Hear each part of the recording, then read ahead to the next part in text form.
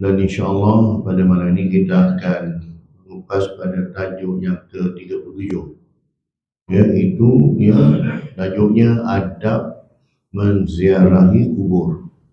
Adab menziarahi kubur. Kita lihat pada matan di sini, Hadatsana Abu Bakr bin Abi Syaibah wa Zuhair bin Harb qala Hadatsana Muhammad bin Abdullah al-Asadi an Sufyan an Al-Qamah bin Marsad an Sulaiman bin Uraidah an abihi qala kana Rasulullah sallallahu alaihi wasallam yu'allimuhum idza kharaju ila al-maqabir fakana qailuhum yaqul fi riwayat Abi Bakr assalamu ala ahli diyar wa fi riwayatin Zuhair assalamu alaikum ahli diyar minal mu'minina wal muslimin wa inna insyaallah lalahiqun as'alullahu lana wa lakumul afiyah rawahul Muslim. Maksudnya telah menceritakan kepada kami Abu Bakar bin Abu Syaibah dan Zuhair bin Harb, keduanya berkata telah menceritakan kepada kami Muhammad bin Abdullah al-Asadi daripada Sufyan, daripada Al-Qamah bin Marsad, daripada Sulaiman bin Uraidah, daripada bapanya, dia berkata Rasulullah sallallahu alaihi wasallam mengajarkan kepada mereka apa yang mesti mereka kerjakan, apa yang perlu kita lakukan apabila mereka hendak pergi ziarah kubur. Maka salah seorang daripada mereka membaca doa sebagaimana yang tertera dalam riwayat Sayyidina Abu Bakar, Assalamu ala ahli diyar. Ini yang paling ringkas lah, Assalamu ala ahli diyar. Dia lalu di kawasan kuburan maka kita bagi salam, Manakala dalam riwayat Zuhair radhiyallahu anhu, yang ini biasa yang ditampar dekat kubur-kubur lah, yang kita selalu baca ni. Assalamualaikum ala diyar minal mu'minina wal muslimin wa inna insya'allah lahiqun.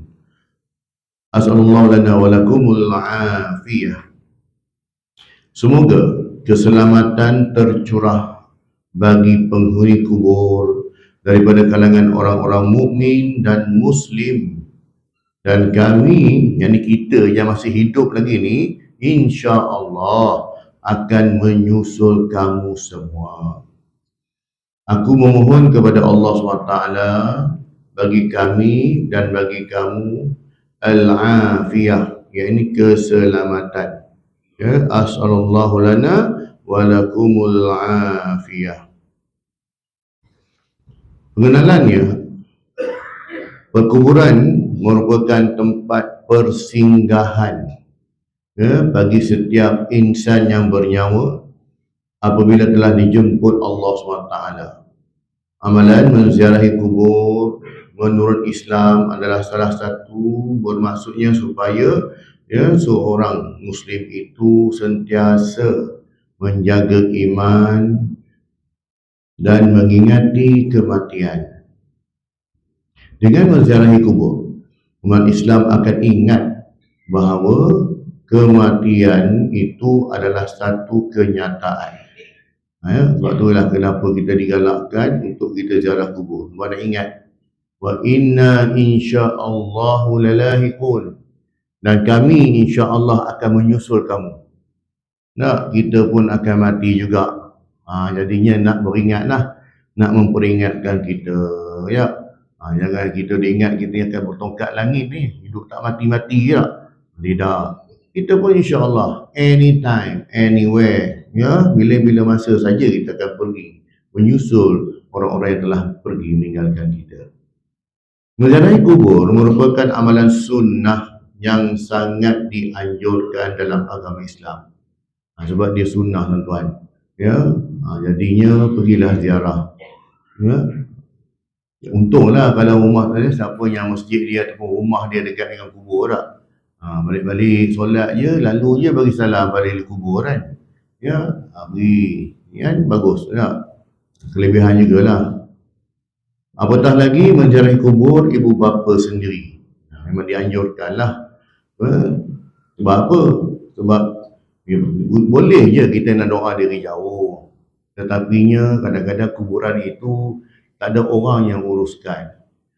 Jadi lalang pun naik, semak-semak pun naik. Kita tanam pokok kemboja ke apa, dah makin besar, tak ada orang potong kan.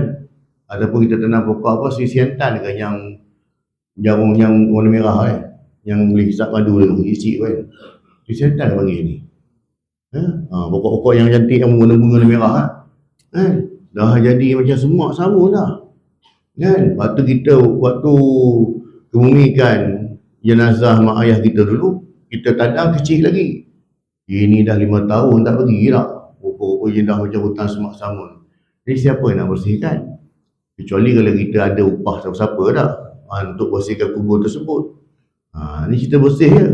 Bukan cerita nak kita bangunkan binaan apa, tak termasuk. Ya, tak termasuk pun. Ni cerita bersihkan kubur je. Jadinya menziarahi kubur termasuk ibadah yang mulia di sisi Allah SWT.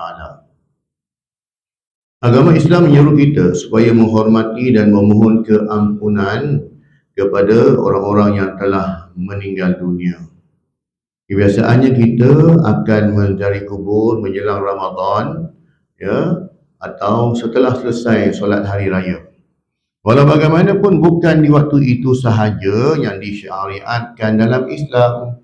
Namun begitu ramai dalam kalangan kita yang jarang menziarahi kubur atas alasan sibuk dengan urusan kerja dan tiada masa untuk melakukan amalan menziarahi kubur. Ya, kalau kubur tu dekat-dekat dengan kawasan perumahan, dekat-dekat dengan masjid tu orang pergi dia ziarah. Tapi kalau kubur-kubur yang kena naik bukit kawasan hutan tu, kan, susah sikit lah nak pergi tak. Ya, jarang-jarang lah, itu memang musim perayaan je lah orang pergi. Kan, nak ke kubur je kena lalu kawasan masuk hutan, lalu kebun getah pula baru sampai kan. Jadinya tu yang jarang-jarang sikit kan. Tapi kalau yang dekat-dekat dengan masjid, dekat-dekat dengan kawasan rumah dia okey je. Adapun tujuan disyariatkan supaya menziarahi kubur adalah untuk mengingatkan kita bahawa kehidupan di dunia ini tidak kekal dan mengingatkan kita kepada akhirat. Itu tujuan dia ni, ya. Ziarah kubur boleh dilakukan pada bila-bila masa. Dia tidak ada had waktu tertentu. Pergilah ziarah. Ya. Satu ketika Rasulullah SAW memang melarang para sahabatnya untuk menziarahi kubur sebelum disyariatkannya, kerana pada waktu itu umat Islam ramai yang salah faham tentang adab menziarahi kubur. Sebab apa? Sebab mereka masih terkesan dengan amalan jahiliah, iaitu meratak, meraung, ya, berguling-guling di kuburan, ambil tanah letak atas kepala lah, menunjukkan kekesalan mereka ini. Itu semua amalan jahiliah. Terus dia kata tak, ya, nak menangis normal, semua orang sedih atas kematian, tetapi jagalah adab, tegur-tegurlah kalau tengok, ya, bila mana ada kematian tak, yang seorang hamba Allah meraung-raung apa, tegur dia lah, sabar banyak-banyak, engkau sedih aku pun sedih, tapi janganlah berlebihan. Tak, sebab dia boleh membawa kepada haram lah. Kan? Perkara yang haram. Kenapa haram? Takkan meraung menangis pun haram? Ya. Kenapa haram? Sebab dia seolah-olah menidakkan takdir Allah Ta'ala untuk ambil nyawa orang yang disayang tu. Sekarang ni yang si mati ni milik siapa sekarang? Yang kita sebut inna lillahi wa inna ilaihi rajiun. Sesungguhnya dia ni milik Allah, bukan milik kita. Walaupun orang yang kita sayangi pun, yang paling kita sayang pun, kena terima hakikat lah. Dah sampai waktunya. Kadang-kadang tak boleh nak terima, nak tunjuk protes, meraung-raung, meratak-ratak, berguling-guling. Kan? Tak guna pun, sebab nyawa tu takkan dikembalikan. Kullu nafsin za'iqatul maut. Sekali je orang hidup. Mati sekali je pun. Jadi kenapa nak perlu meraung? Sedih normal lah. Keluar air mata. terisak-isak sikit, sedih tak? Okey, itu sifat manusiawi lagi. Bila dah mau meratap seolah-olah marah pada Tuhan pula, ambil nyawa orang yang dia sayang. Jadi kenapa itu diharamkan? Ya. Dalil Al-Quran dan Al-Hadis, firman Allah Subhanahu wa taala, A'udzubillahi minasyaitonir rajim. Kullu nafsin dha'iqatul maut wa innama nuwaffawna ujurakum yawmal qiyamah faman zuhziha 'anil nari wa udkhilal jannata faqad faz wa mal hayatud dunya illa mata'ul ghurur. Maksudnya, tiap-tiap yang bernyawa akan merasai mati, dan bahawasanya pada hari kiamat sahajalah akan disempurnakan balasan kamu. Ya, kita akan terima kita punya balasan di hari akhirat esok, hari kiamat nanti. Ketika itu sesiapa yang dijauhkan dari neraka akan dimasukkan ke syurga, maka sesungguhnya dia telah berjaya. Dan ingatlah bahawa kehidupan di dunia ini meliputi segala kemewahannya dan pangkat kebesarannya, tidak lain hanyalah kesenangan bagi orang-orang yang terpedaya. Ya, surah Ali Imran ayat 185. Ya, itu ya, faman zuhziha 'anil nar wa mal hayatud dunya illa mata'ul ghurur. Tidaklah dunia itu melainkan hanya mata'ul ghurur, kesenangan yang menipu. Betul, ulama buat tamsilan dunia ni pada kita macam kita main pondok-pondok masa kecil-kecil dulu. Ya, tempurung dijadikan senduk, jadikan kuali, pergi ambil ranting ini, buat kacau lah kan. Ambil batu bata letak atas tu, ambil daun-daun kering jadikan ni kayu api, ambillah daun pisang tutup atas jadikan rumah, tak? Nak main kan? Mereka tak, kau jadi bapak, kau jadi mak kan? Asyik kau je, yalah waktu itu aku suka jadi kan, jadi bapak jadi mak ni yang ni semua jadi anak-anak kan. Jadinya ya, leka lah main sampai ke tengah hari. Sampai tengah-tengah hari ni mak tengok jam dah pukul 12. Budak-budak ni tu sekolah ni tak reti-reti nak balik nak makan tengah hari kan, yang suhu lagi lah apalah, tengah hari mengembang ni kan. Makanya mak dia pun bawa kayu api kan, pergi cari anak dia, mana anak dia tak? Sampai nampak mak dia jauh, kawan dia beritahu, mak kau datang bawa kayu api kan. Debung pakat bersepah lari kan. Itu jam tempurung ke mana, pondok-pondok rumah tadi dah ke mana kan, kutip duit kerang jadikan duit shilling ke mana, semua habis ringgan macam tu je. Itulah dunia kita hari ni, ya. Ini kita tu sibuk tak, ni nak mati je ni, sibuk lagi harta tak. Mari mati tinggal bodoh macam tu ya. Orang tu tinggal gelimpang macam tu je lah, tak ada apa dah kan. Tak ada apa dah. Tuan-tuan, kalau ada kata rezeki bagi-bagilah, nak siap-siap selesaikan ya. Sebab benda ni dia mata'ul ghurur, satu penipuannya. Kita yang sangka benda tu dia akan jadi bernilai bila kita menafaatkan dia untuk agama, baru dia ada nilai. Menafaatkan harta untuk agama ada nilai. Tapi seronok je lah, menggelimpang lah, tinggal lah macam tu tak. Mana kedai dia, mana kebun dia, mana dia punya apa semua habis tinggal. Tak ada guna langsung, tak ni langsung ya. Tak masuk kubur pun. Tu orang ada sebut dah, betul ni bukan masuk kubur dah, betul kan. Yang masuk kubur ni amalan. Tapi kalau kita gunakan harta kita untuk jadi ke jalan agama, insya-Allah akan jadi amalan kita lah, jadi benda yang baik. Daripada Buraidah Al-Aslami radhiyallahu anhu bahawa Nabi SAW bersabda, inni kuntu nahaitukum an ziyaratil qubur fazuruha fa innaha tuzakkiru al-akhirah. Sesungguhnya aku pernah melarang kamu untuk menziarahi perkuburan, maka sekarang ziarahilah kerana ia mengingatkan kamu kepada akhirat. Tadi riwayat Ahmad, hari ini bersandar di sahih.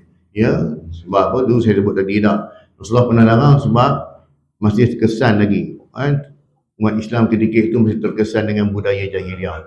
Jadi telah diberi penerangan, Rasulullah beritahu semua, Bila mana surah tengok dah okey, maka surah pun benarkan. Ya. Keterangannya, sebagai umat Islam, kita hendaklah mematuhi dan menjaga adab-adab ketika menziarahi kubur. Antaranya, apa yang adab kita perlu buat? Ya. Yang pertama, sebelum menziarahi kubur, disunatkan kita berwudu, memakai pakaian yang sopan dan menutup aurat. Ya, bagi lelaki tak adalah masalah sangat. Kadang-kadang baru bagi orang perempuan, dia pergi ziarah kubur, takut dia pakai baju kurung yang jarang-jarang, nampak kulit lengan dia lah, ataupun dia pakai pakaian yang ketat-ketat. Ya, jadi ini yang akan beri fitnah. Jadinya elakkanlah, bukan elakkan tak boleh pakai pun. Adabnya gitu. Bukan di kubur je, di mana-mana pun sama. Itulah pakaian muslimah ni, kena longgar-longgar je. Yang keduanya, apabila kita sampai ke tanah perkuburan, disunatkan kita memberi salam kepada ahli atau penghuni kubur dengan iringan doa. Ya, yang kita baca tadi lah, antaranya Assalamualaikum sekalian saudara-saudara penghuni kubur. Mudah-mudahan Allah SWT melimpahkan kesejahteraan kepada kamu saudara-saudara sekalian. Sesungguhnya kami insya Allah akan menyusuli kamu. Kami mohon kepada Allah SWT untuk kita semua yang masih hidup dan yang sudah kembali ke rahmatullah akan beroleh kesejahteraan. Yang ketiganya, tidak berbual dengan percakapan kosong yang tidak berfaedah semasa berada di tanah perkuburan. Ya, kuburan ini tempat kita muhasabah diri, kita refleksi diri kita. Kan? Makanya kita banyak merenung dirilah. Kan? Banyak mana amalan aku, dah cukup ke belum? Nak ibadah aku ni? Yang keempatnya, haram melakukan perkara khurafat yang menjejaskan akidah seperti mencium kubur, mengusap-ngusap tanah dengan harapan semoga memperolehi berkat dan sebagainya. Ya, ni kubur orang alim ni, ambil tanah kat kubur orang alim. Ataupun pergi cium batu nisan orang alim ni, dia cium batu nisan orang alim tak? Pergi usap-usap, dia andaikan macam orang alim tu kepala dia kot, tulisan tu kan. Ya, ni semua perkara-perkara yang katanya sia-sia lah. Cukup kita memberikan salam dan mendoakan mereka. Ya, tu dah cantik, dah okey dah tu. Yang kelimanya, sunat duduk menghadap ke arah mukanya. Biasa kalau di kubur ni tempat tulisan tu lah kepala jenazah tu kan. Yang ada tulisan tu kan, bila dia meninggal dunia, berapa hari bulan Islam berapa kan. Yang best lagi, setengah orang dia beri detail. Siap pukul berapa pun tulis tu. 8:05 pagi. Contoh tak, orang punya detail tunjuk dalam tu tak. Nasib baik tak tulis tempat kat mana. Di hospital Alur Gajah kan, tulis lah semua habis lah. Dengan siapa bawa pergi jenazah, tulis sekali lah kat tulisan kan. Sunat duduk menghadap ke arah mukanya, ya, iaitu batu nisan ni, dan membaca ayat suci Al-Quran seperti membaca suratul Ikhlas atau membaca surah Yasin, dan menghadiahkan pahala kepada ahli kubur tersebut. Ya, kalau mak ayah kita pun kita niat yang baik-baik lah. Jadinya, ya, buat. Cuma jangan kita masukkan unsur-unsur kerapat, sudahlah kan. Dengan kita baca Yasin, aku nak dapat macam ni, aku nak dapat macam ni tak. Doakan untuk kebaikan si mati. Ya, di samping kita boleh melancarkan bacaan surah Yasin kita, ataupun kita baca surah Al-Mulk kan, boleh nak melancarkan bacaan.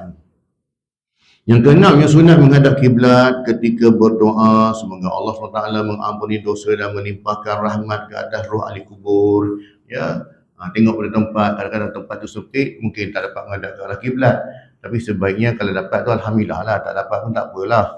Jauhi amalan-amalan bid'ah dan khurafat ketika mencari kubur. Apa dia amalan-amalan bid'ah dan khurafat ini? Yang antaranya ialah, yang pertamanya, mengambil tanah kubur dengan sangkaan berkat atau ada kelebihan. Ya, ini. Ya, dia sangka dah ni kubur alim ni, kubur alim. Dia tak tahu bila dia pakai ambil ni mungkin kurang tanah kubur tak, bawa balik rumah kan, dia percaya macam tu. Ini kerapat lah ni. Ya, benda ni kerapat.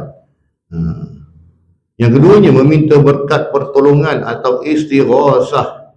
Meminta pertolongan agar dihilangkan atau terlepas dari bala bencana daripada kuburan. Ya, sedangkan si mati pun, ya, kita nampak dia soleh di dunia, alim di dunia, tapi bila dia masuk alam kubur, dia kita serah pada Allah. Hanya Allah Subhanahu Wa Taala yang mengetahui dia macam mana. secara personal, peribadi dah. Sebab itulah kita nak minta pun bukan kita bersahabatan Nabi lah.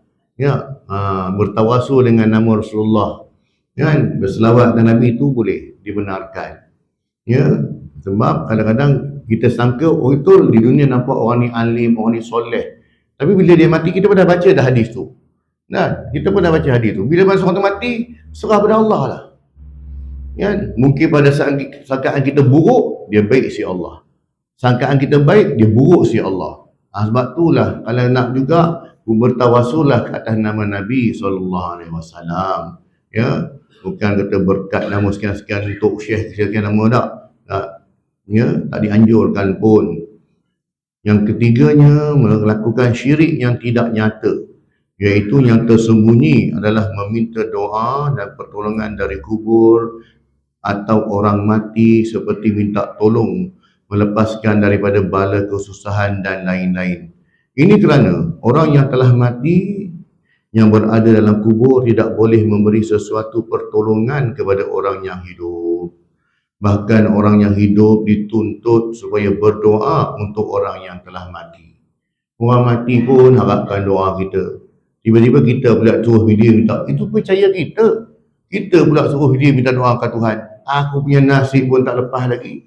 Kan? Orang mati perlukan doa kita. Kan? Orang yang mati, kita doakan orang yang telah pergi meninggalkan kita tak? Itu yang betul. Ini kita pula pergi, itu yang salah. Kan? Jadi janganlah, kalau kita nampak kumpulan-kumpulan tu, janganlah terikut-ikut tuan-tuan. Buatlah dengan ilmu. Ya, dengan ilmu. Jangan atas taklid. Tengok orang buat, kita pun buat. Tak kira lah kuburan siapa pun. Ya? Kecuali makam Rasulullah SAW kan. Itu pun tak boleh menghadap makam Rasulullah kalau nak berdoa. Dia suruh pusing belakang. Menghadap kiblat haji, kiblat. Kan? Dia suruh menghadap kiblat juga. Sebab memang disunatkan menghadap kiblat pun. Ya.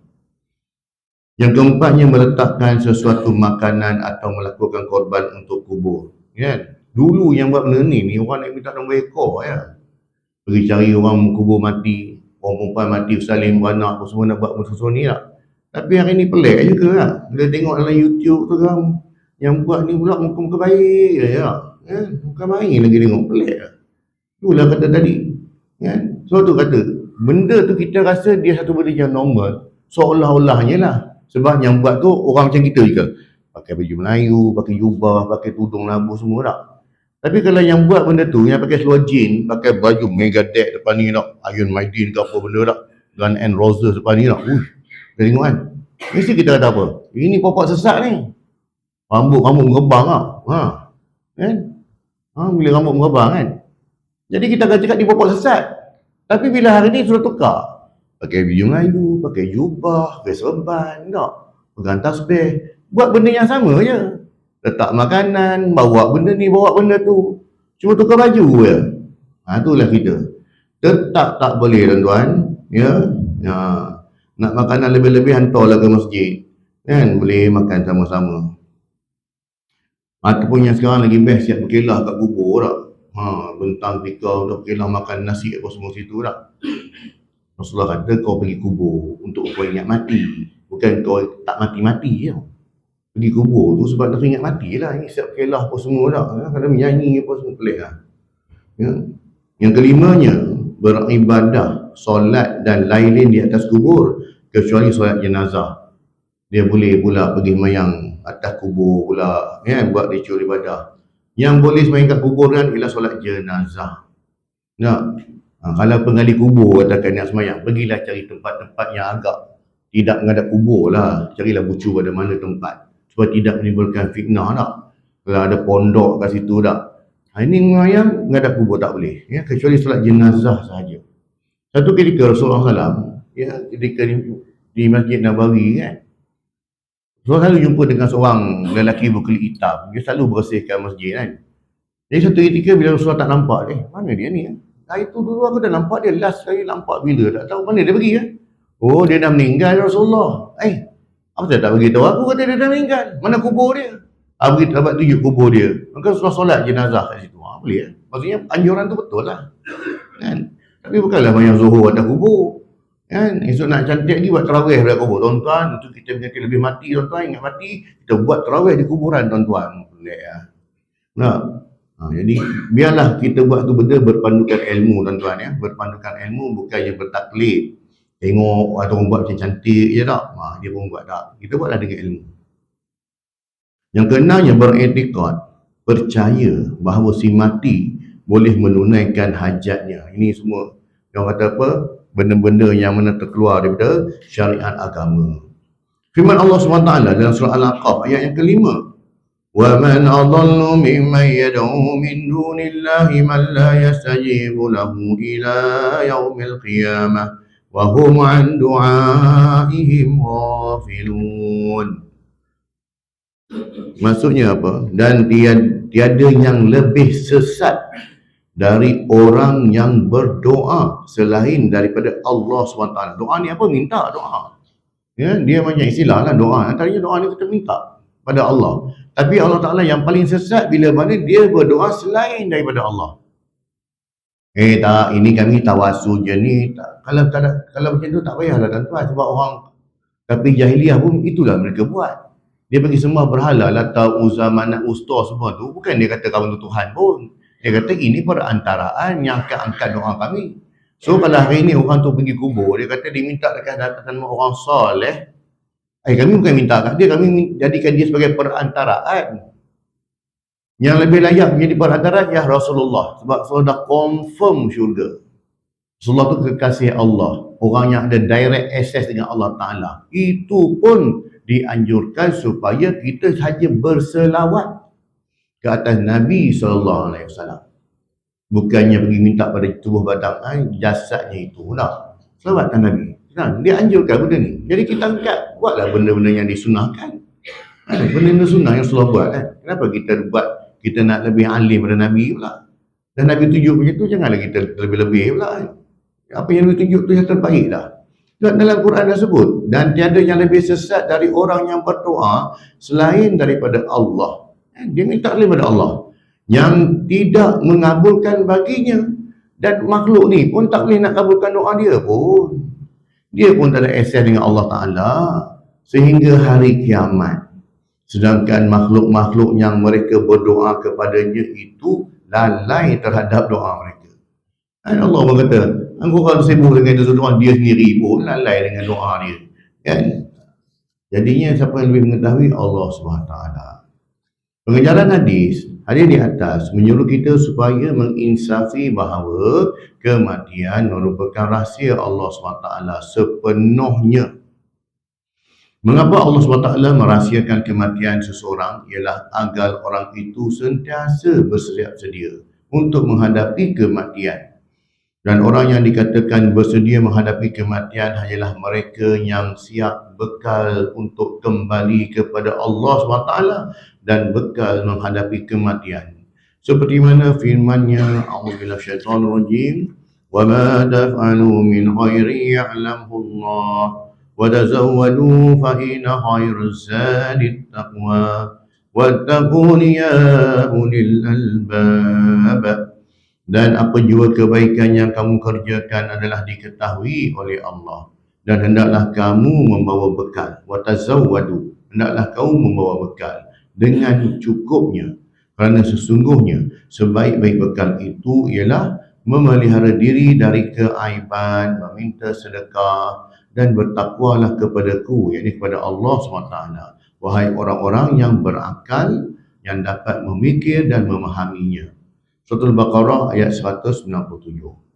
Sebab itulah mengapa Rasulullah SAW menganjurkan kita supaya banyak mengingati mati. Kerana ia adalah satu kepastian dan datangnya tanpa pemberitahuan. Di sebalik kematian ada kehidupan, dan kehidupan itu sangat berbeza dengan kehidupan di dunia sekarang ini. Allah SWT berfirman, يُدَبِّرُ الْأَمْرَ مِنَ السَّمَاءِ إِلَى الْأَرْضِ ثُمَّ يَعْرُجُ إِلَيْهِ فِي يَوْمٍ كَانَ مِقْدَارُهُ أَلْفَ سَنَةٍ مِّمَّا تَعُدُّونَ. Allah SWT mentadbirkan makhluk-makhluknya bagi melaksanakan takbirnya itu Dia menurunkan segala sebab dan peraturan dari langit ke bumi. Kemudian dia angkat naik kepada pengetahuannya segala yang berlaku dari pelaksanaan takdirnya itu untuk dihakiminya. Padahal suatu masa yang dirasai oleh orang-orang yang bersalah banyak bilangan tahunnya menurut hitungan masa kamu yang biasa. Ya, 1,000 tahun satu hari di akhirat, dan 1,000 tahun di dunia. Surah As-Sajdah ayat 5. Perbezaan masa antara kehidupan di akhirat dengan kehidupan di dunia ialah satu hari kehidupan di akhirat bersamaan dengan 1,000 tahun kehidupan di dunia. Sekiranya ditakdirkan seseorang itu menerima balasan akibat daripada perbuatan dosa kesalahannya, kemudian Allah SWT menghukumnya sebelum dia masuk ke dalam syurga, dia harus masuk terlebih dahulu ke dalam neraka selama 1 hari. Contoh dah, contoh 1 hari kena hukum dalam neraka. Maka 1 harinya di dalam neraka, jika dihitung dengan harinya di dunia, sama dengan 1,000 tahun. Bagaimana pula dengan nasib orang yang masuk ke dalam neraka selama 1 tahun? Bermakna dia akan berada di dalam neraka selama 365,000 tahun dalam perkiraan hari di dunia. Kenapa kita mesti nak kira macam tu ya? Sebab kita punya, saya cakap nak, bagaimana kita di dunia ada takut, ada sakit, ada rasa boring, lama, itulah jugalah nanti. Kecuali orang yang beramal soleh, dia tak terasa pun benda macam ni. Tiba-tiba dengar, dah kiamat, rasanya macam baru masuk kubur. Padahal dia dalam kubur tu dah 6,000 tahun. Kan? Ada orang yang baru dikuburkan, baru setengah hari dia rasa, ya Allah lamanya. Itu semua bergantung pada amalan. Orang yang masuk ke dalam neraka selama tempoh 50 tahun bermakna dia akan berada di dalamnya bersama, kita belajar matematik ya, 50 darab dengan 365 hari, darab dengan 1,000 tahun. Kira sendiri tuan-tuan nak berapa lama duduk dalam tu. Bayangkan orang yang tak solat fardu, berapa ribu tahun dalam tu. Maksudnya ya, inilah yang digambarkan Allah SWT.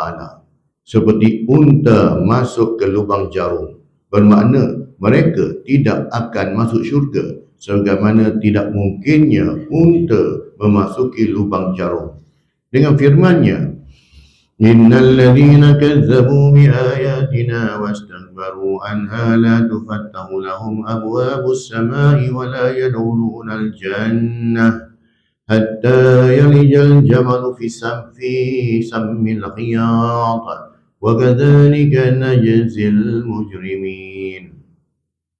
Maksudnya sesungguhnya orang-orang yang mendustakan ayat-ayat perintah kami, perintah Allah Ta'ala, dan yang angkuh merasa dirinya lebih daripada mematuhinya, tidak sekali-kali akan dibukakan bagi mereka pintu-pintu langit dan mereka tidak akan masuk syurga sehingga unta masuk ke lubang jarum, dan demikianlah kami membalas orang-orang yang melakukan kesalahan.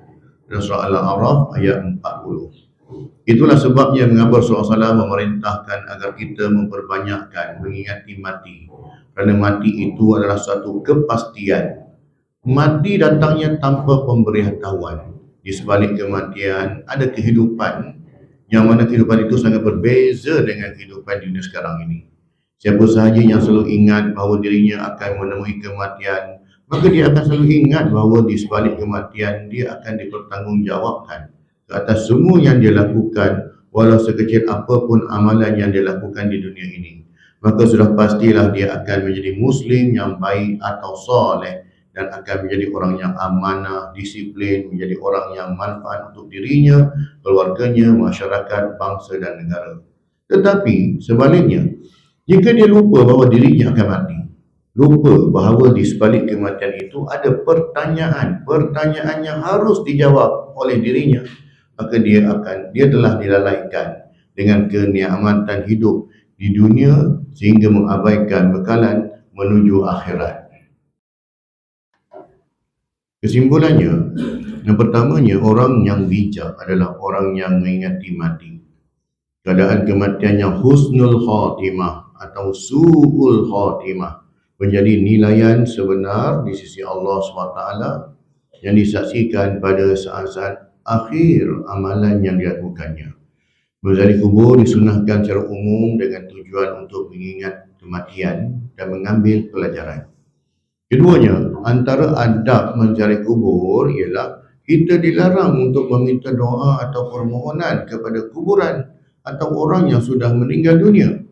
Allah SWT menyuruh kita supaya berdoa hanya kepadanya dan dialah yang mengabulkannya.